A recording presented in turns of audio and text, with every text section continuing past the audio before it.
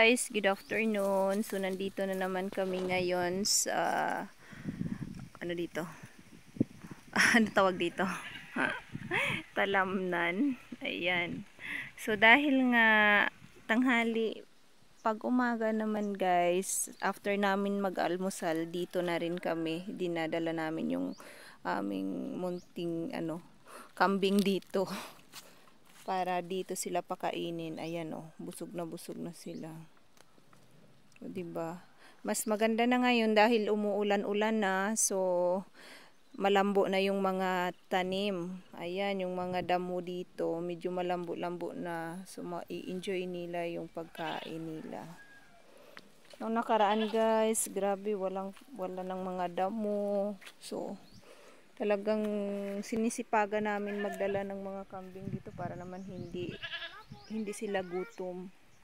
Ayan, yung kasama ko dito palagi is yung aking anak. Ayan. Masipag yan mag-alaga ng kambing. Yung panganay ko na anak, sumasama din yan dito. Di naghahabulan kami dito. O, di ba dito kami naghahabulan. So, sa ngayon, dahil ngayon ay tanghali, nandun sila sa bahay. So, naisipan namin kunin kasi parang uulan mamaya oh. So, kunin namin to, dalhin namin doon sa sa malapit sa amin. Diba? Tuwang-tuwa sila.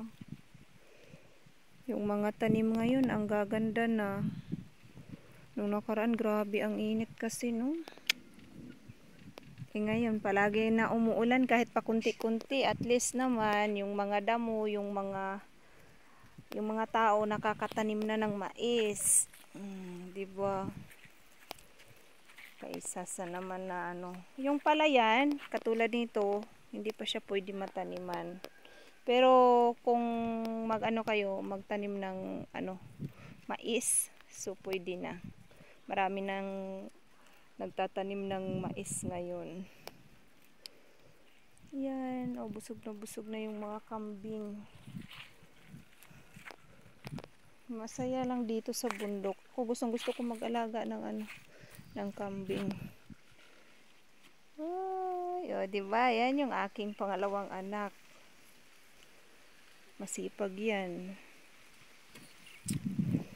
So yan lang guys, ang sarap dito ng kahit malapit yung cemetery dito, tingnan nyo, ayan, cemetery yan. Doon cemetery.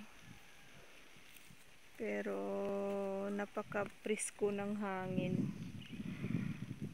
Oh, yan lang for today's video, guys. Bye!